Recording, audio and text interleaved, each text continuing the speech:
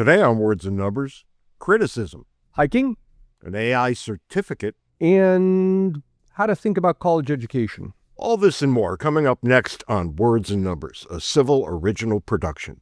Check us out at civil.com. That's CIVL.com. Hi, I'm James. And I'm Anthony. And this is Words and Numbers.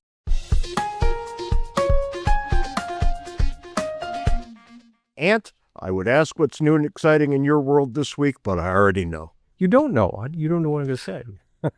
Oh, no, that's right. I know what's new and exciting in my world this week. See, we horse trade topics sometimes. That's right. So what are you up this to? This one I didn't run by you, and before the episode starts, we do this thing about this time on Words and Numbers, and we go back and forth, and I always write down what the things are, because I mention my quick hit, and you do the foolishness, then I mention the main topic. I knew the main topic. My quick hit, I hadn't thought about what to call it. So hiking is probably not the right thing to say. But well, you do hike from time to time. Well, I do, and how I'm going to start the story here. Years ago, not that many years ago, maybe 6 years ago, 7 years ago, my wife's birthday was coming up. By coming up, I mean it was like 9 months into the future. And she said to me, she wants to, for her birthday, walk the Camino in Spain, which is, for those of you who don't know it, the Camino is a whole set of paths that people dating back to the medieval times would walk as penance from all places throughout Europe. They would walk to this cathedral in Santiago, which is in northwest Spain, as payment for their sins, what have you. And in any event, these paths have been more popular and less popular over the millennia, and they're now in a phase of being more popular. And Christina wanted to go on this. So, being 9 months into the future, I said, sure, no problem. Now, as a footnote, let me say here that I really don't like nature, and I prefer not to be anywhere near it. The good Lord gave us air conditioning for a reason. Anthony, this is one of the reasons why whenever we were on the road, we got along so well. All we ever wanted was to be inside in a place with heat, hot and cold water, a refrigerator, and a TV. Right. Yeah, and then we're happy. And over time, even the need for a TV dropped because we had more on our computers than we could ever want. Right. Yes. Yeah. But the way actually people go out, the way that people, my children go camping, I have no idea what's wrong with them. Oh, that's horrible. Yeah. Well, I mean, 2,000 years of Western civilization, look what it's given us. Right. I don't even want to go get the mail. So what happened here is this was far enough into the future that I said, yeah, sure, be happy to do this. And of course, the months go by and I'd forgotten about it. And as we get closer and closer, she starts to say things like, we should get our tickets. And I'm saying, for what? And then she reminds me. And in fact, you and I were on the road. We were driving somewhere to some high school out in the West. And this Camino was going to be like a week or 2 weeks into my future. And I was bemoaning the whole thing to you, and you were just laughing your butt off. This is I was paying good money to travel to the other side of the planet to walk in the woods, right? Something I could do here. 100 miles. Right. 100 miles. Something I could do here for zero cost if indeed I somehow lost my mind and went out into nature. Could have but just nonetheless done the Appalachian Trail and called it good, right? But I said, I would do this, and it's her birthday, so I do it. And my God, I fell in love with it. I thought it was the best thing ever. And I drug her back 5 more times to do, we've done five, I guess 6 separate Caminos, totaling, I'm guessing, 500 miles, 750 miles, something like that. Oh, it'd have to be more than that because our last one was like, it was 500 kilometers. I don't know, but lots, right? So you walk these trails, you end up at a cathedral. And in any event, all of that caused this particular article that I'm going to talk about to catch my eye. There is a company, goes by the name of Itinerary, spelled ITINER-E, Itinerary. And what they have done, there are a bunch of researchers that have gone and collected all of the geolocation data for Roman roads that existed in 150 AD, at presumably the height of Rome's expansion. Of course, in certain cases, the records are hard to come by, so they had to extrapolate certain things. But they got this, and you can download this map. Looks very much like a Google Maps thing. And you've got all of these roads all throughout Europe. These are the roads that the Romans used. And a little bit of cross-referencing with ChatGPT tells me that it is possible to download their data, which I verified you can indeed do. You can download this itinerary data, and it's way too much to go into Google Maps, but you can get a subset of it of whatever area you are, upload it into there, and if you find yourself hiking in Europe and want to walk the actual Roman roads, you load it into Google Maps and you turn it on and follow your GPS signal, and off you go. And you are walking the Roman roads that existed in 150 AD, courtesy of modern technology. Well, that was exactly as fascinating as your Camino talk always is. Except for the one time you fought a goose with a stick. That was the one Camino thing that I like hearing about. And people can find that at the back end of one of our episodes. Go find it. It's worth your time. We're happy to announce that Civil members can join me and James for a new lecture series, Words and Numbers Live. Words and Numbers Live is a members-only series in which James and I talk about issues in politics, philosophy, and economics. We take a deeper dive and then invite listeners for a live Q&A session. You can also submit your questions to us at wordsandnumberspodcast@gmail.com. In this week's session, which starts Thursday, November 20th at 5:30 p.m. Eastern, we examine public choice economics. To participate in this exclusive series, subscribe to Civil at civil.com. That's CIVL.com. When you log into civil.com, you'll find an archive of our past lecture series, as well as the collection of all of our episodes of Words and Numbers, and announcements about upcoming lectures in our new Words and Numbers Live series. Subscribe to Civil for $5 a month or $50 for an annual subscription. I didn't want to, but I thought it was best, after you told me it would be best, if we addressed some rather severe criticism of something I said last time. Yeah. Yeah, and Norma, and this is an interesting thing. Let me preface by saying we get lots of nice mail, we get lots of hate mail, and I take it all. I mean, the nice mail is very nice. The hate mail I take seriously, and I don't like to dismiss it, and I tend not to. But there was one piece that came by criticizing what you had said about Nick Fuentes.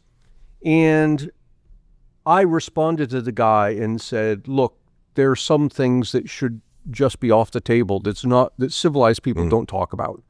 And that's what James was talking about in the thing. And as far as I was concerned, that was the end of it.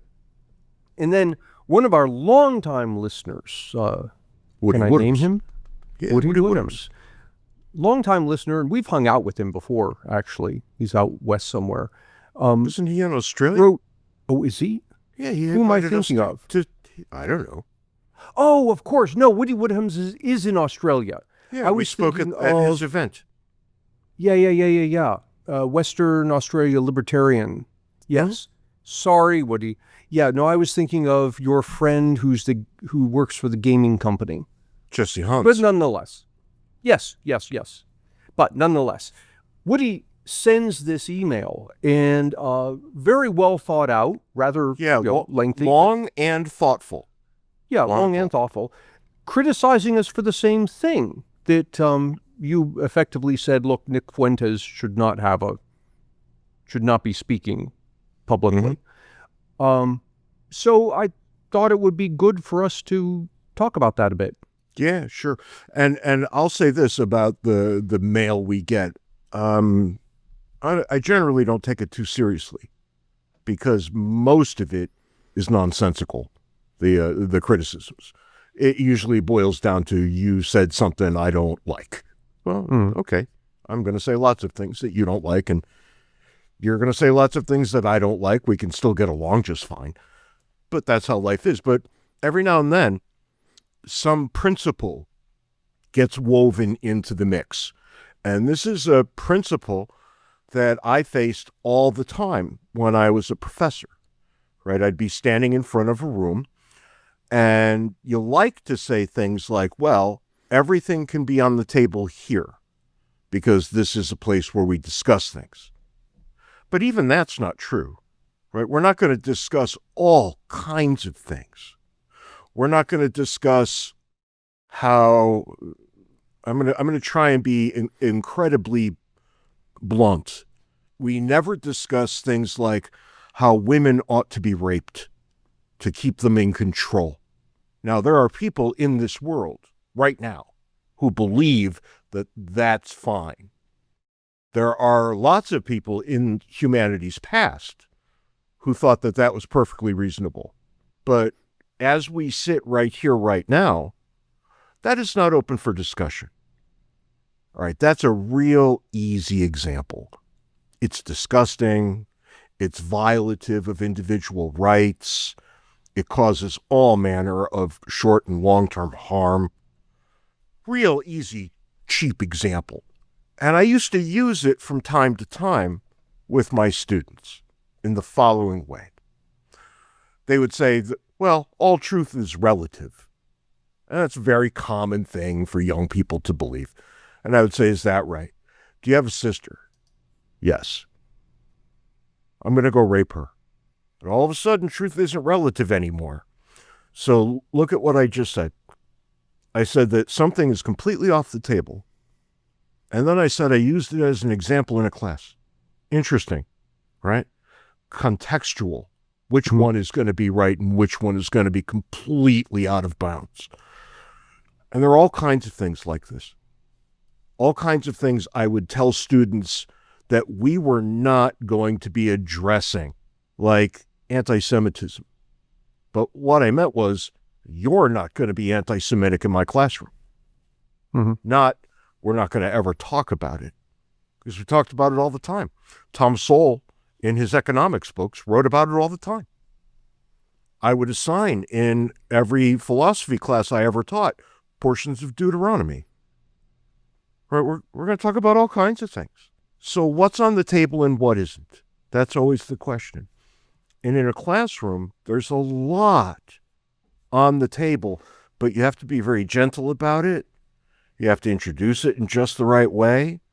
You have to tell your story in just the right way. You have to make sure everybody understood what just happened here. Even if it was a shock, an offensive shock to the system, everybody has to understand what just happened here.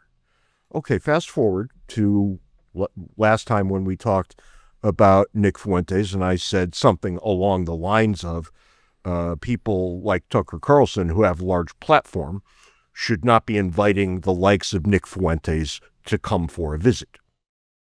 And the people who complained rightly used the word deplatformed. I would probably rather use the word unplatformed, right? Because deplatformed indicates that maybe he should have had it.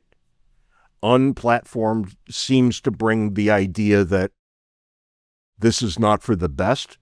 And the point of it is that somewhere you have to draw a line. And the line is going to be different for everybody. I think we could all agree in principle that if Adolf Hitler, Mao, Pol Pot, Idi Amin, if any of them came back to life tomorrow, we wouldn't have them on the show, right? And that wouldn't mean that we were deplatforming these people. It would mean that we made a call that they didn't deserve to be on, nor would it be in anybody's interest to have them gain more popularity. Yeah, and I want to pause here for a second because I've seen libertarians do this too often for my taste, and I'm not accusing Woody of doing this, but it called to mind that I've seen this before, of confusing one's preference with a restriction. For example, if there are certain people we don't want to have on the podcast, that's not deplatforming, because those people don't have a right to be on the podcast. I'll give you we are not denying them a right. We're exercising our right.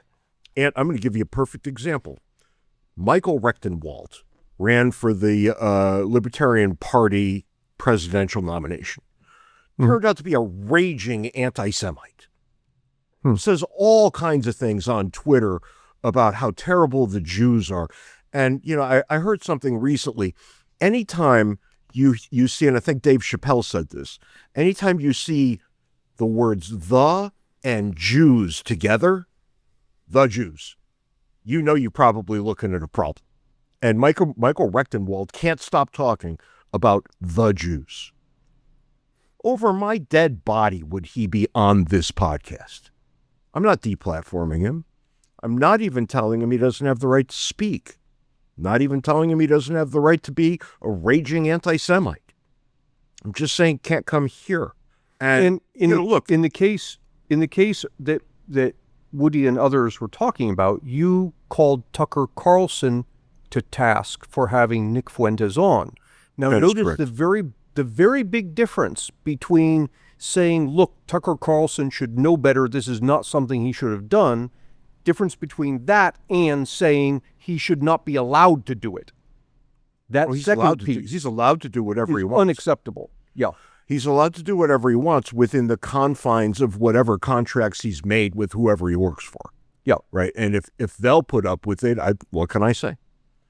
But, look, I'm not on the Joe Rogan show regularly. I don't get a call to go down and explain things to Joe.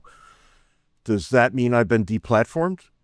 No, it means Joe Rogan has no idea who I am and doesn't care to find out. Or maybe he does and he doesn't want you on. I'm pretty sure it's the former, not the latter, but it could be the latter just as well. But if I did something quite horrible and became infamous, he shouldn't call to have me on. Mm-hmm. Right? If I killed somebody and got away with it on a technicality, should I be made famous for that? Should I be celebrated? Should I go do all the rounds on the talk shows? I would submit that no one should want to hear from me. Which is very different than saying no one should be allowed to hear from you. That's correct. That's correct. So I think, look, there's got to be a line somewhere. And I think Nick Fuentes clearly crosses that line. I think other people don't, right? For other people, it's way more questionable.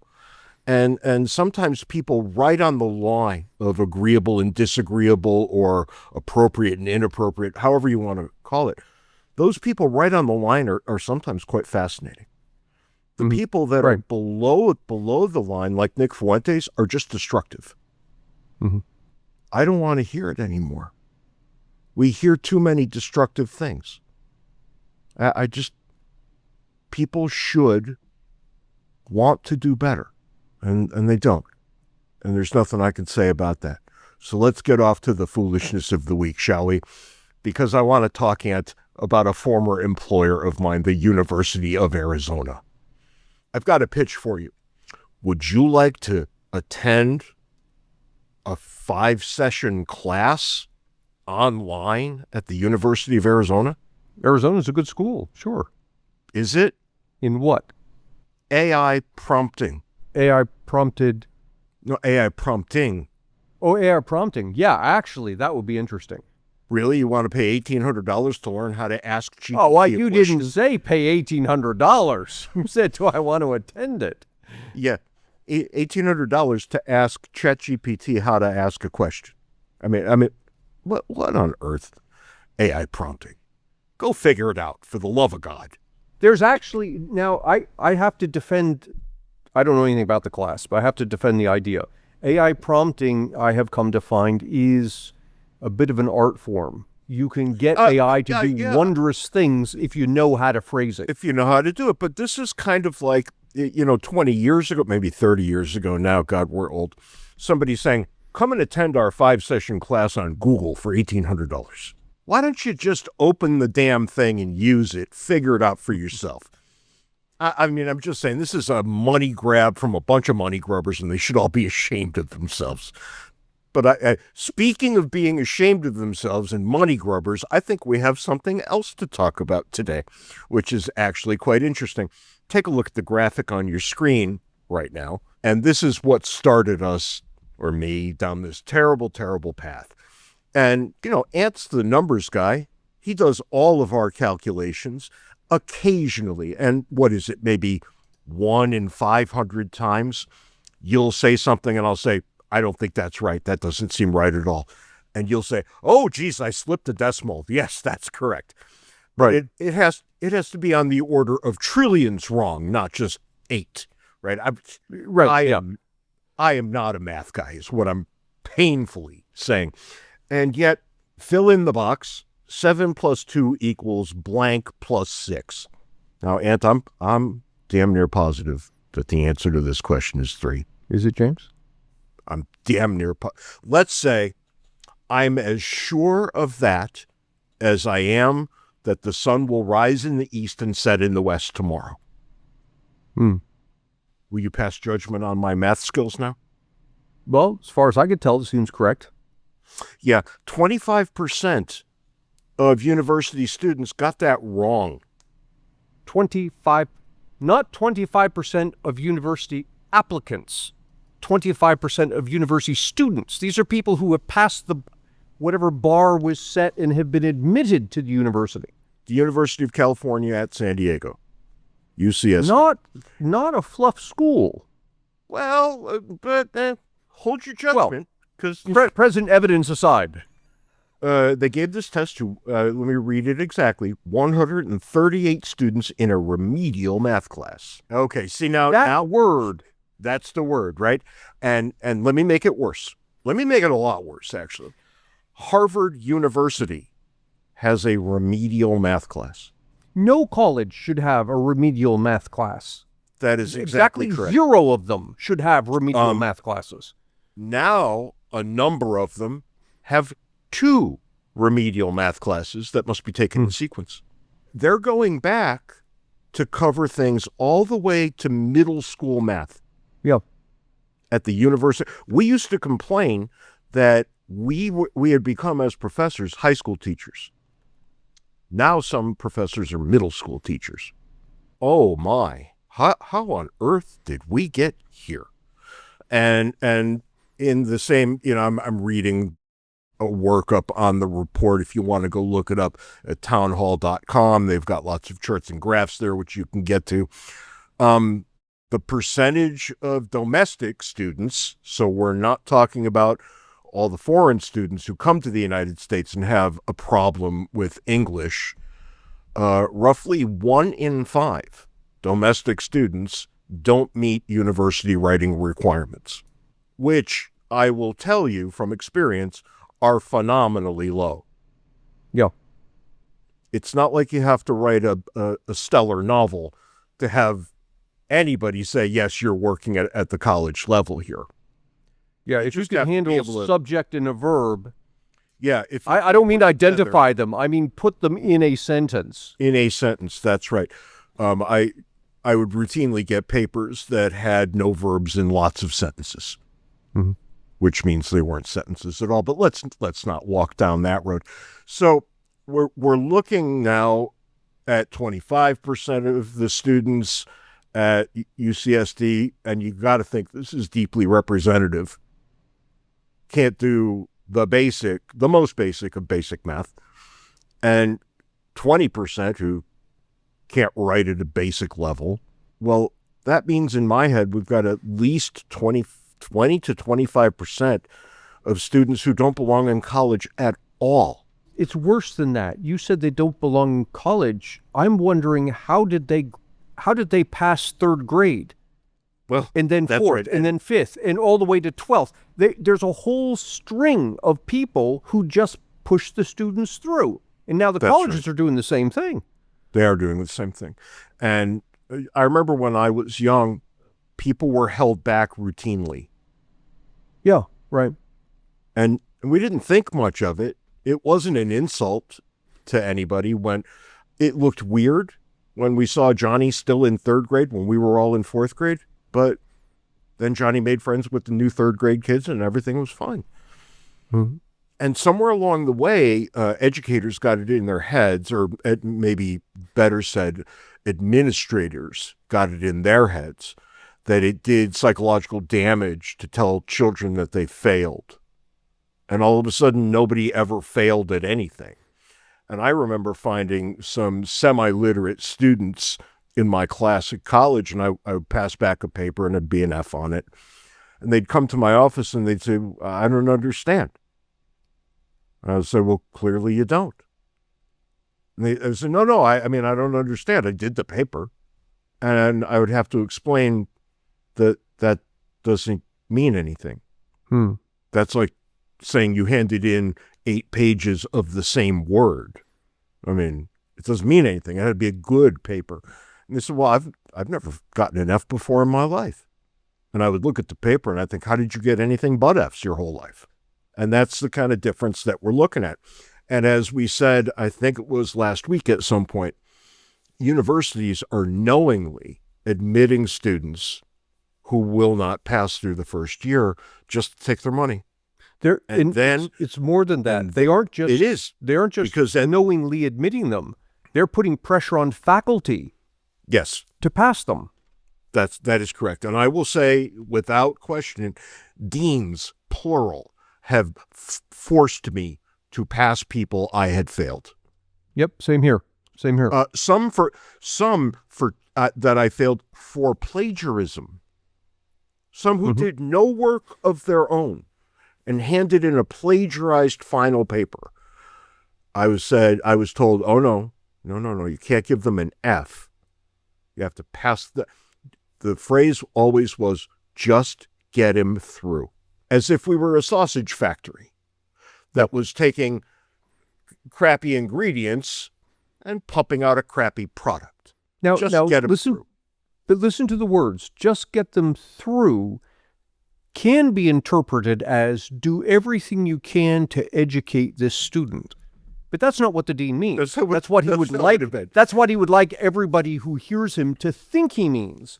What he actually means is give this guy a passing grade so we don't have to deal with this problem. Yep, that's right. That's exactly right. And look at the data that we're getting out of UCSD. People are illiterate and enumerate. And you have to take at least 2 semesters to get them to a college level, an entrance college level of math. And I remember working with young people on their writing, and it's 2 semesters of nonstop work there too. That's an entire year of a college education dedicated to remedial studies. And off the top of my head, I would say of the people I worked with in this remedial way, a third of them had the ideas take root and they moved forward. James and I are delighted to be working with Civil. For years, we have been pushing people to think about how we can make the world a better place. Civil's mission of upgrading society fits exactly with what James and I have been talking about for years. Civil helps us by allowing us to do what we do best, which is researching topics that are important and communicating these to our listeners in ways that we hope they find interesting. To see Civil's extensive list of content, including our podcast, Words and Numbers, and our new lecture series, Words and Numbers Live, visit civil.com. That's CIVL.com. Okay, let me throw out a wild idea. Look, if we're going to do this, well, I shouldn't say if, we are doing this. Our colleges, coast to coast, are offering these remedial classes that basically take you from I'll spitball a number, a 6th grade education, up to what's necessary to function in college. If we're going to do that, why are we bothering with the public school system at all? Shut the whole thing down. We don't need it. Well, it's failing. It's failing. There has to be a better answer. But it's worse than failing. I would consider it failing if the school system did not produce educated students, but is doing worse than that. It's producing uneducated students, but telling them that they are educated, in fact, educated enough to get into college. Well, and then they are educated enough to get into college, right? Oh, yeah, right. I guess so. Right. The standards that we have are such that, let me throw this out there, just as a for instance. In the Chicago public schools, literary proficiency rates have been 30.5% through 8th grade. Literary proficiency, 35%. 30%, 30%. Less than 1/3 of students can read at an 8th grade level by the time they're in 8th grade. Cross-reference that, actually, with the fact that many, if not the average, high school teacher or public school teacher in Chicago makes a six-figure salary. Yeah, I just looked it up. Now, I'm going to put a big footnote here. I asked ChatGPT. Of course, ChatGPT is quoting the Peterson Foundation.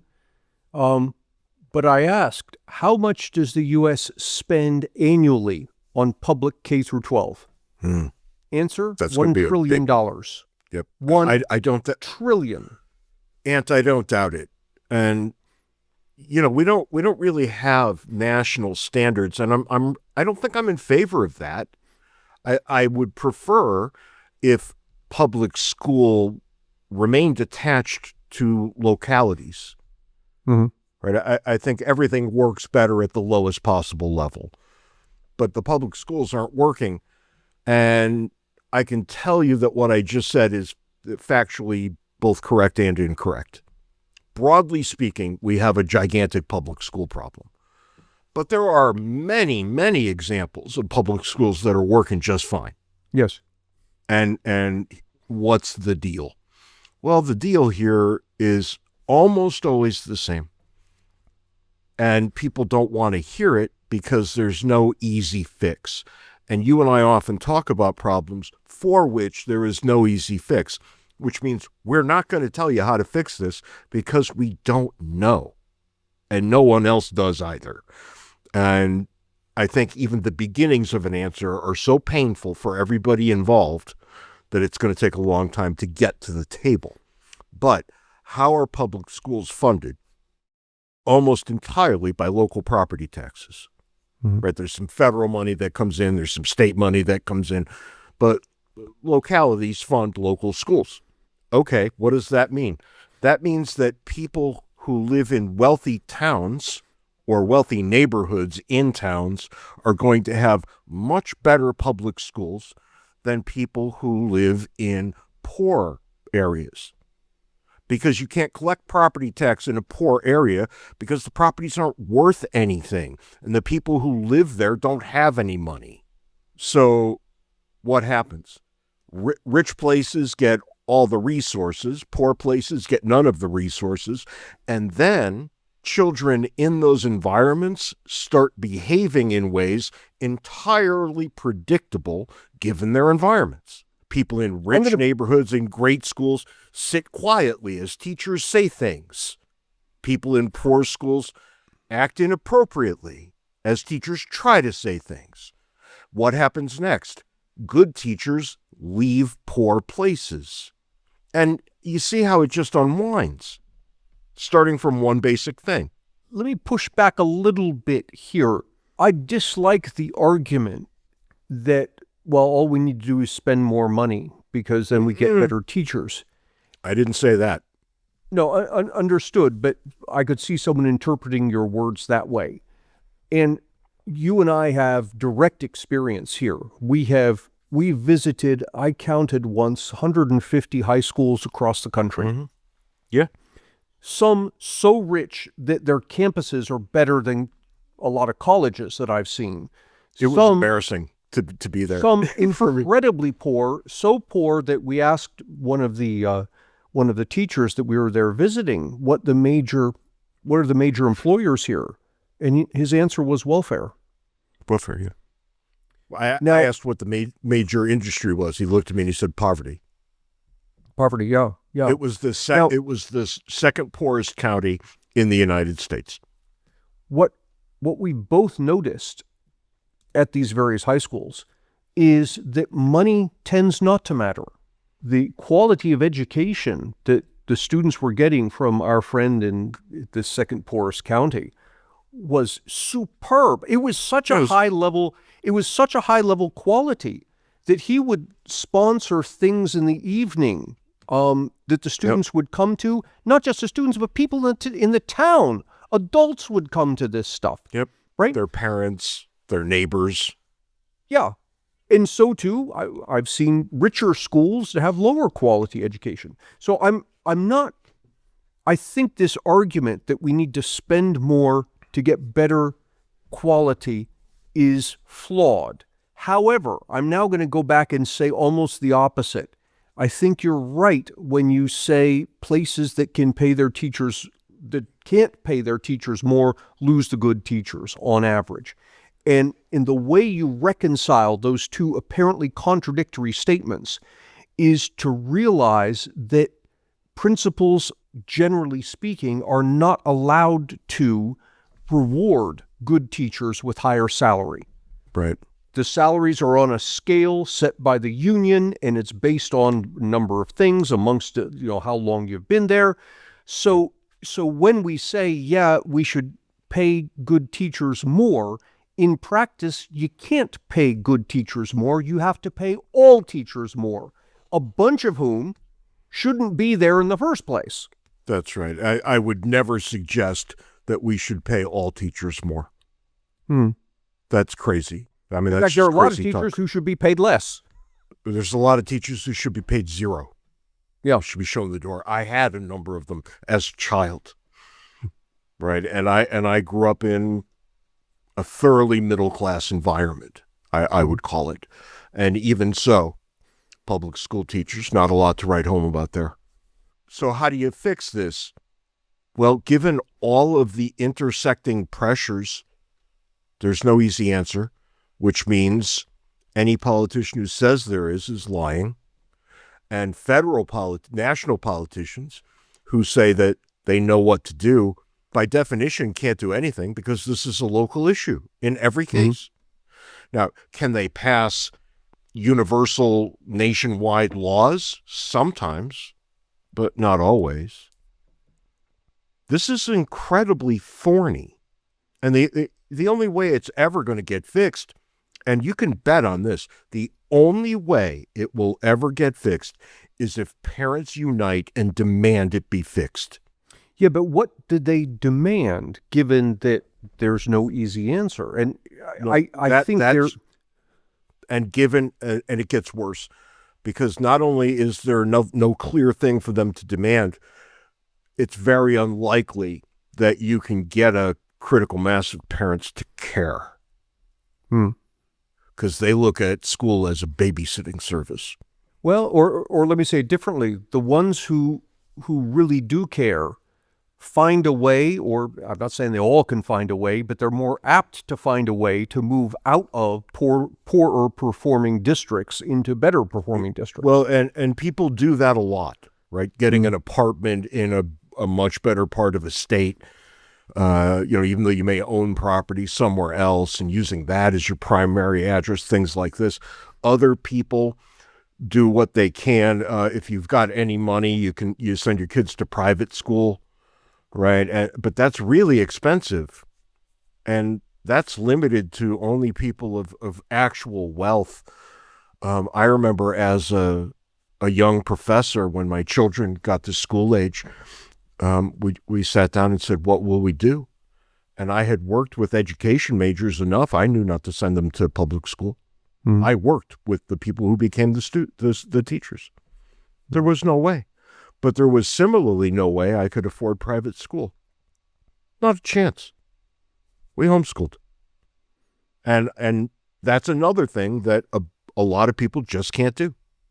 Right. So there's no clear answer here to any of the cross-cutting currents. But if 20% of college students can't write and 25% can't add, the entire system is broken from one end to the other. I'll agree with you that there's no easy answer. However, there is an obvious path, and we've dealt with this many times before. There are many, many situations in which the problem is too complex for people to design a solution. Mm-hmm. And so what you do is you leave it to market forces, make sure that the incentives are all aligned, people are rewarded for doing what they're supposed to do and punished for not doing what they're not supposed to do. You leave it to the markets, and the markets will figure it out. Yep. What are they going to figure out? I don't know. If I knew what they were going to figure out, we'd be designing it, right? We'd already do it. But I would like to see, thousands of school districts, each trying something a little bit different. Yeah. Let them all try different things. Because then we're going to see really quickly, what works and what doesn't. I'd like to talk about... And honestly, one last thing on this before we move on to something else. What works in an urban environment is not going to be what works in a rural environment. Right. Yes. Right. Yes. And what works in the Deep South is not going to be what works in Maine. So to say that one place got an answer, well, one place might get an answer for one place, and parts of it might work in other places, right? You've got to be reasonable enough to understand that there are distinct differences from place to place, and they have to be accounted for. And what you do here, the path to solving this is school choice. And I want to be very careful when I say that, because when people say school choice, what they mean is, I should be able to take my tax dollars and spend them in a private school. That's not what I'm talking about. When I say school choice, I mean choice all the way down the line, from parents choosing where they send their kids. And if you don't want to deal with private school, that's perfectly fine. Give parents the ability to send their kids to any public school of their choice, regardless of where they live. Parents get to choose. Go up the line. Teachers get to choose their curriculum. No more school boards telling them or federal edicts saying what you may or may not teach. Let the teachers figure it out. They're the experts. Go up the line one step further. Give the principal choice in who to hire, who to fire, how much to pay them. The same as any president of a company has that ability. You do that, and you introduce all the competitive forces that make our grocery stores, for example, wonderful. Now you're going to get that with schools. Now people are going to say things like, we can't leave something as important to schools as schools to the vagaries of the marketplace.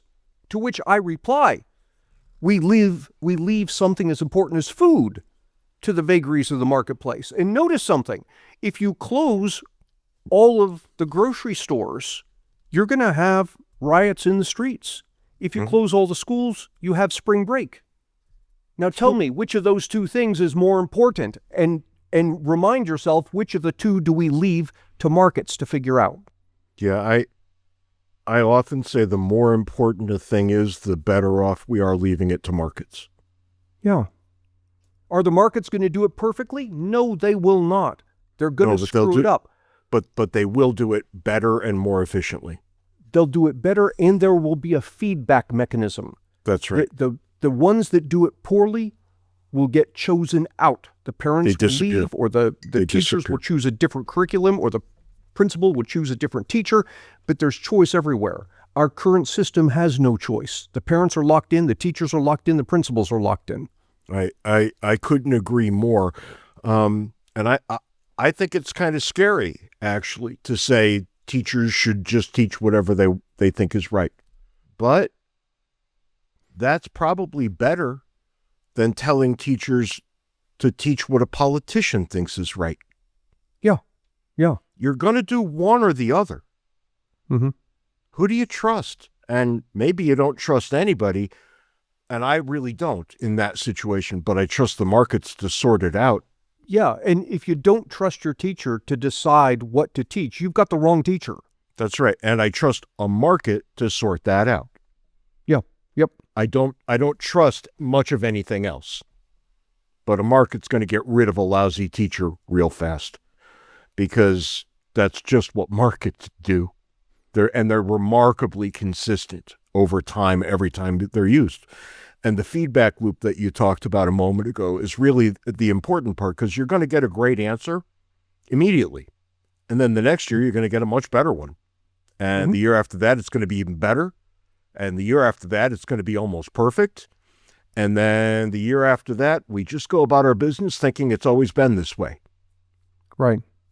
That's what markets give us. And if you think I'm wrong, look at the produce section at the grocery store, because we didn't have 2/3 of that when I was a child. 2/3.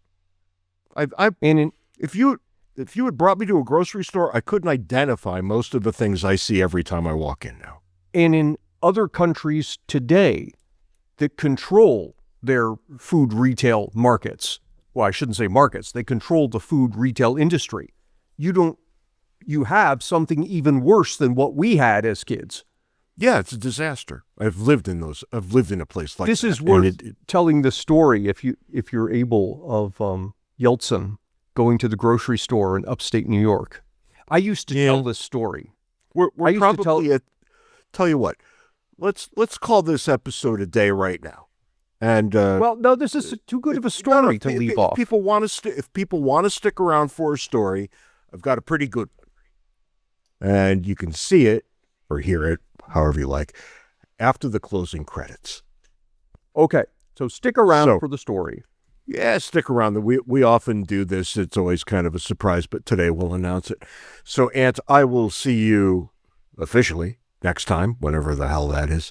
And until then, I hope you have a wonderful life and everything works out in your favor and every single thing makes you happy. And I wish everybody be a little nicer to each other. Be nice to each other. See you next time, Ant.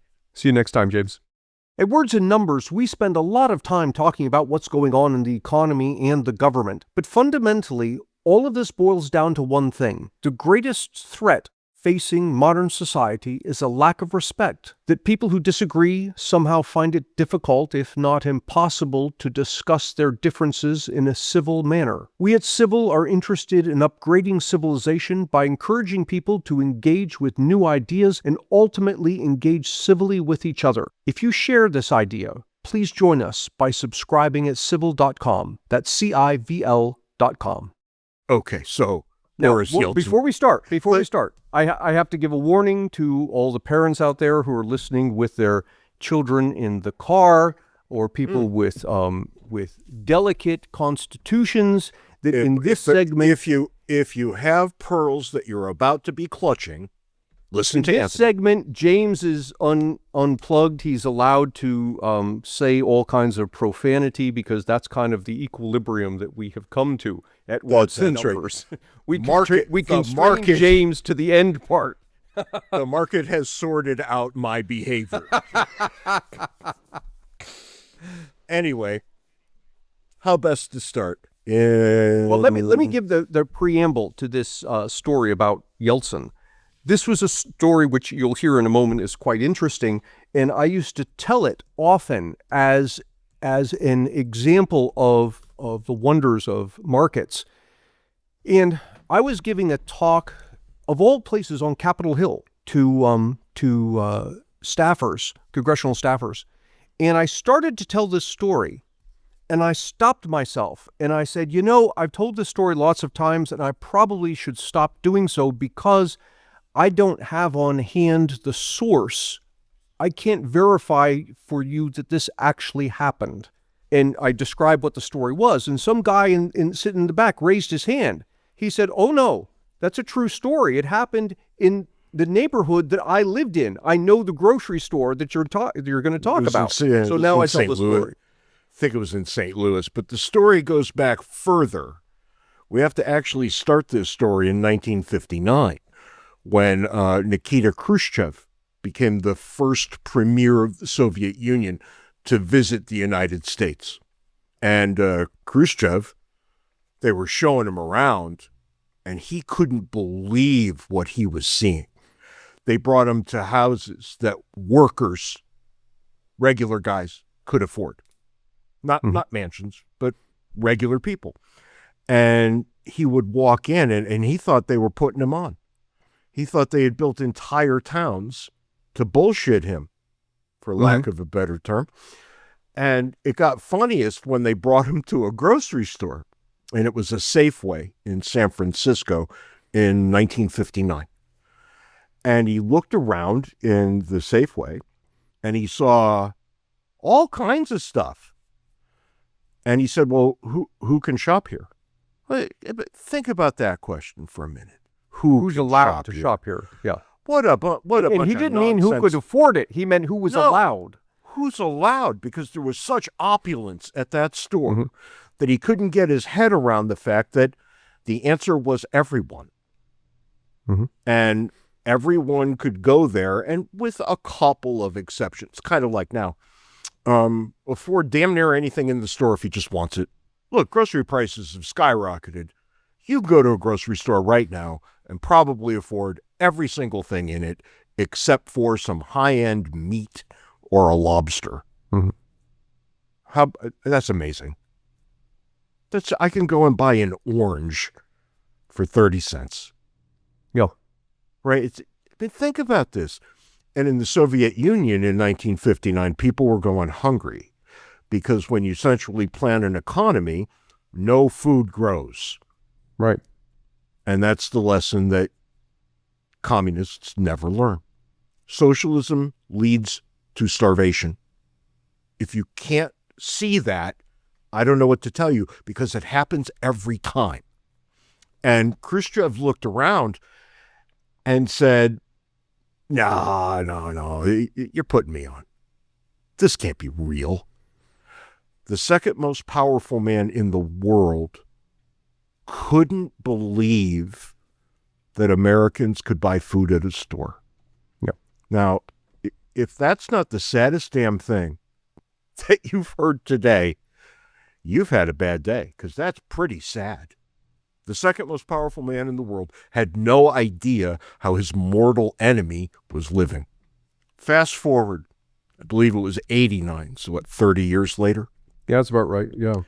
Boris Yeltsin shows up, and they take him to a grocery store. And Boris has a decidedly different reaction. Boris Yeltsin says something along the lines of, holy shit, you got to be kidding me. Look at this place. And there are pictures of him with his arms extended, looking at the batches of, and he came to fall in love with fudgesicles. Something as simple as a fudgesicle. You've had them, Aunt, since you were a boy. They're so commonplace that you literally never think of them. But if you were at my house and I said, hey, guess what? I got a box of fudgesicles. You would think, oh boy, I haven't had one of those in years, right? Yeah. And you would eat it and be happy. Well, Boris Yeltsin had never seen one. And he got one in his mouth and he thought, oh, here we go. And there are pictures of him walking around with a box of fudgesicles. Anyway, his reaction after seeing it was, I'm going to make sure my people have this too. And that, my friend, is the correct answer. That is the correct reaction. Well, with a footnote. This is so great that I want my people to have it too. If you want your people to have it, you have to just step out of their way. You can't go in there like we do with our public education and say, I know how to make this happen, and start telling everybody what to do. You don't know how to make it happen, and you're just going to screw it up. And I've told this story before, but I had one of my Iraqi students come to visit me. And I thought, where do you take somebody who's never seen much of anything in America? And I thought, oh, I know, the giant eagle, which was the...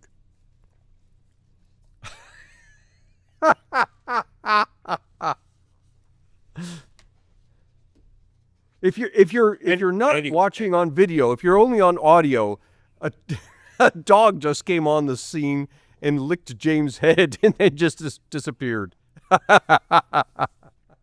That dog wants a WALK in the worst way. I can't even say the word out loud. And she's going to crawl all over me until I oblige. You've got your earbuds in. If you were on speaker, I'd be yelling it right now just to see the dog go crazy. Yeah, no, we can't say that word, not until the sun goes down far enough that you don't die from heat stroke on the WALK. Yeah. Anyway, I've decided that from now on I'm just going to let the dog jump on me during these episodes, and I'm never going to say anything about it. So you see it or you don't. Anyway, where the hell was I? Oh yes, the giant eagle. Think if you've never lived in Western PA, which I think might be the only place giant eagle exists. Think Super Walmart, except only for groceries. But only gigantic, groceries, gigantic grocery store. So I brought this girl into Giant Eagle, and I said, "Go, have a look around, grab whatever you like." And instead of doing that, she burst into tears.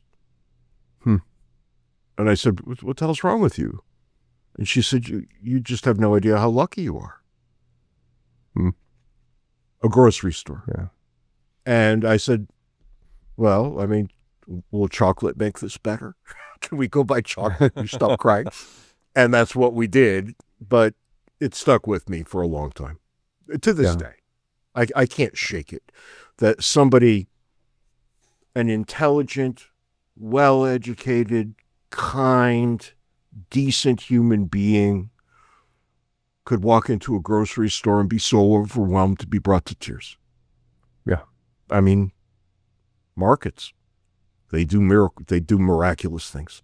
And meanwhile, in this country, the people who have access to those grocery stores every single day are saying what we really need is socialism.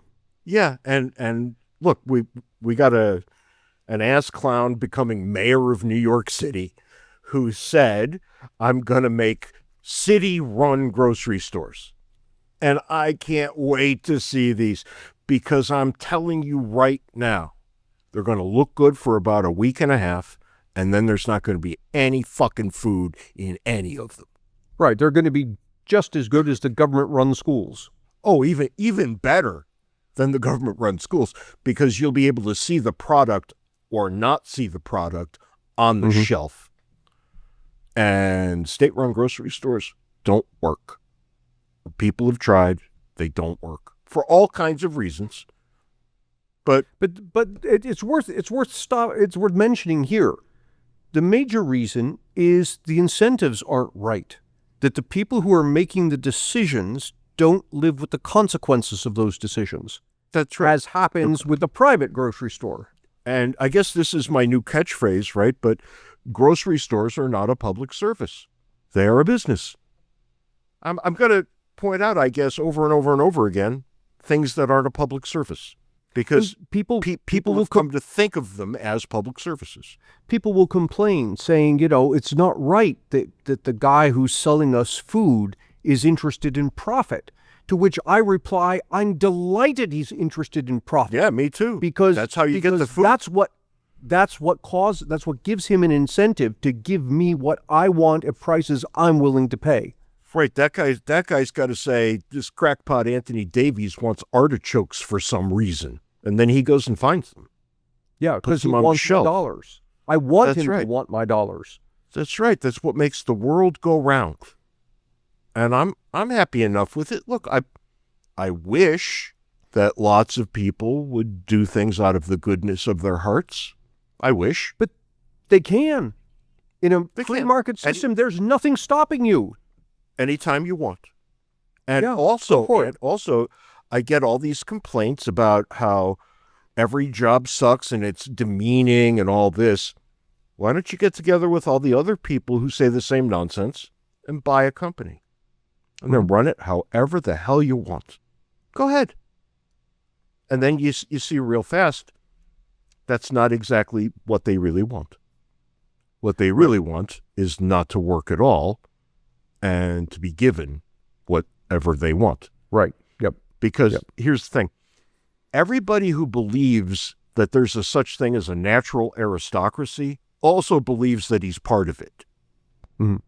Or should be part of it. And everybody who thinks communism is a great idea also believes he'll be in charge. That he won't be in the field with their much beloved sickle, cutting down the wheat, doing the soul-sucking work of making sure people can have food without any economic benefit to himself. Well, okay, believe that all you want. It's never going to happen. Human nature gets in the way every time.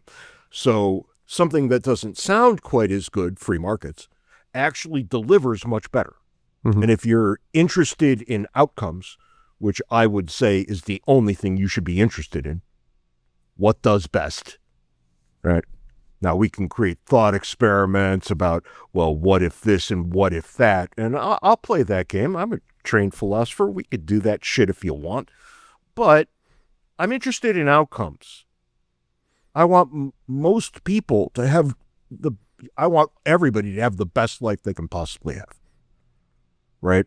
So what's gonna yield that outcome? How is the answer not markets? Take a look around. What are the achievements of markets? What are the achievements of governments? Government's much more efficient at killing lots of people. That's about it. That's about it. Well, maybe imprisoning people too. The worst thing markets do is tell you to go, to expel you. We don't want to deal. We don't want your kind in here. That's literally the worst thing. And every now and then, you require a government to address that. And every now and then, the market is correct to do that. When markets said no black people, it was perfectly reasonable for government to intervene. Mm-hmm. And all the crackpots out there, the real crazy libertarian types who want to argue with me about the Civil Rights Act, come at me. I dealt with your king not too long ago. I'll deal with you too. You might remember, what the hell is that clown's name? You were at the dinner. He told me I wasn't a real libertarian because I thought the Civil Rights Act was a net positive. Oh, I don't know who you're talking about. Come on, man. You were there. I don't recall the conversation. What did you say to the guy? I told him I knew better than he did what went on in my heart, and I was, in fact, a libertarian, no matter what the fuck he said. I believe in human freedom. I believe everybody should be exactly as free as circumstances will allow, which means you will never be perfectly free, right? Because other people exist, and you have to be cognizant of them, and they have to count in your actions. That's why we talk about a civil society. Society necessarily means more than one person. Walter Block. It was Walter Block. Okay. Walter Block's a jackass. He's a jackass. He says things just to piss people off. Before you get started on a rant, I think we should thank the nice people for listening this far and call it an evening. Yeah, no, I'm all done. I don't have a rant in me. I'm actually feeling charitable today. It's a Thursday. Thursday is my poker night, right? So every week on Thursday, I gather with a bunch of academics and other fellow travelers, some listeners of this very podcast, actually, and we play online poker with each other for pennies for no good reason. And tonight, Thursday night, as we record this, my beloved New England Patriots are playing the hapless New York Jets. Should be a bloodbath. They're a 12.5-point favorite, which means it might be a lot more interesting than it should be, but we'll see. But I get this very evening football and poker. That's a good night. How could you be angry on Thursday? Have a good evening, James. And you too, Ant. Have a good evening doing whatever dumb shit you do. I can go watch Star Trek reruns. Are you really? Really? Probably. Oh, God. Here's a question for you. Look, I always say this when people ask about us, because they want to, everybody, when they meet us, they're shocked to find out that we're exactly the same in real life as we are on this podcast. Yeah. They're always shocked. They think that this is some kind of act we cooked up, and you are, when I explain it in Star Trek terms, you are a Spock who wishes to God he was a Kirk. And I am a Kirk, who wishes to God he were a Picard. And kind of perfect, right? It nails us both. I wish I could be a Okay. Picard. I really do, but I can't. It is not in my nature. And I know you wish you could be a Kirk. Well, I've There's come an to argument terms with my Spockness. You are a Spock, and I think you can make a case that you could be a Data too, but you really are a Yes, Spock. Same thing. Yeah, you really are a Spock. So on that happy note, we'll take our leave. It's also my firm belief, Ant, that everybody is a character in The Godfather. That if you watch The Godfather, you will be one of those characters. So maybe we'll talk about that next time. I know it's perfectly clear who I am. And I don't think it's perfectly clear who you are. I think are I you? know. Oh, well, I guess then we're not going to talk about it some other time. I'm clearly a Sonny. Yeah, I could buy that. Clearly a Sonny. I think you might be a Tom Hagen. I could buy that too. I think that's right. But we'll think about it more as time goes on. All right. Have a good night, James. Take it easy, man.